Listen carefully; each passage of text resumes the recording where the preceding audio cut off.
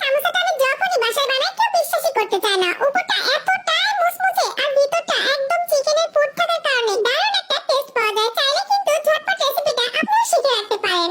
সস্তায় মাত্র 1 কাপ আটা থেকে 16 পিস সামোসা, ভাবা যায়? চিকেন সামোসা বানানোর জন্য প্রথমে আমি কয়েক টুকরো চিকেনকে সিদ্ধ করে নিয়েছি। জাস্ট একটু লবণ দিয়ে সিদ্ধ করে নিয়েছি। চিকেনগুলোকে হাত দিয়ে একটু ঝুরো ঝুরো করে নিলাম। আর এদিকে গাজর কুচি, বাঁধাকপি কুচি রেডি করে রেখেছি। এবারে সামান্য একটু তেলের মধ্যে পেঁয়াজ কাঁচামরিচ ভেজে নিয়ে তার মধ্যে আদা বাটা, রসুন বাটা, জিরা বাটা দিয়ে হালকা করে একটু নেড়ে নিব। এরপর এখানে অ্যাড করে দিব সেই সিদ্ধ করে ধুই করে রাখা চিকেনটা। তারপর এখানে আমি একটু হালকা করে নেড়ে নিচ্ছি। এরপর এখানে বাঁধাকপি কুচি আর গাজর কুচিটা অ্যাড করে দিব। তার আগে সামান্য একটু লবণ দিয়ে দিলাম। লবণ দিয়ে নেড়ে নেওয়ার পরে আমি এখানে যে সবজিগুলো কেটে রেখেছিলাম ওইটা দিয়ে দিলাম।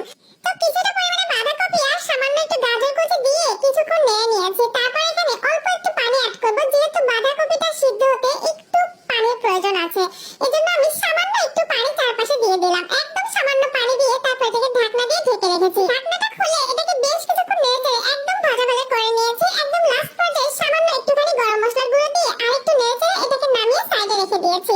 দেখুন আমার চিকেনের পুরটা কিন্তু একদম রেডি হয়ে গেছে। এবার একটা বাটিতে নিয়ে নিচ্ছি 1 কাপ ময়দা, সামান্য একটু লবণ। ময়দা আর লবণটা হাত দিয়ে ভালো করে মাখিয়ে মিক্সড করে নিয়েছি। তারপর ধীরে ধীরে অল্প অল্প করে নরমাল ঠান্ডা পানি দিয়েছি। নরমাল ঠান্ডা পানি এখানে দেওয়ার কারণে কিন্তু কোনো সমস্যা হবে না। অল্প অল্প করে পানি দিয়ে একটা শক্ত সাইজের ডো তৈরি করে নিব। রুটির ডো নরমালি যেমন হয় ঠিক সেরকম করে ডো তৈরি করে নিয়েছি। 1 কাপ আটা থেকে কিন্তু 4টা রুটি বেলে নিয়েছি আমি। তো একে একে 4টা রুটি কিন্তু আমি বেলে নিচ্ছি। রুটিগুলো বেশি পাতলা করার দরকার নেই। নরমালি আমরা রুটি যেমন খাই ঠিক সেরকম করেই আমি রুটিগুলো কিন্তু বেলে নিয়েছি। একটু সাইজটা খেয়াল করলে বুঝতে পারবেন।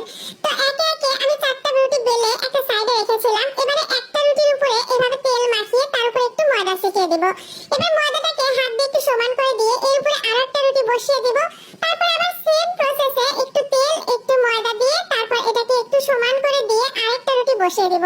একইভাবে কিন্তু আমি 4টা রুটিকে সেট করে নিয়েছি। 4টার জায়গায় 5টাও চাইলে দেওয়া যাবে, তবে 6টা দিতে গেলে দেখা যাবে এই শীটটা কিন্তু পরবর্তীতে অনেকটা বেশি পাতলা হয়ে যাবে, অনেক সময় ছিঁড়ে যাওয়ার সম্ভাবনা থাকে। এবার এই 4টা রুটি দিয়ে বড় সাইজের একটা রুটি বেলে নিব। তারপর জাস্ট রুটিটাকে এপাশ আর ওপাশ একটু সেঁকে নিলেই হবে। সেঁকে নিতে কিন্তু 10 সেকেন্ডের মতো টাইম লেগেছে। দেখুন একটা রুটিকে আমি জাস্ট এপাশ আর ওপাশ হালকা করে একটু সেঁকে নিয়েছি। তারপর এভাবে টান দেওয়ার পরপরই কিন্তু প্রত্যেকটা শীট উঠে উঠে আসছে। আর এই কাজটা কিন্তু একদম সহজ। এখানে কিন্তু কোনো জটিলতা নেই, দেখে কিন্তু ভয় পাওয়ার কোনো ব্যাপারই নেই। আর এক একটা শীট দেখুন কতটা পাতলা, মনে হচ্ছে আমার হাত কিন্তু পুরোটাই দেখা যাচ্ছিল।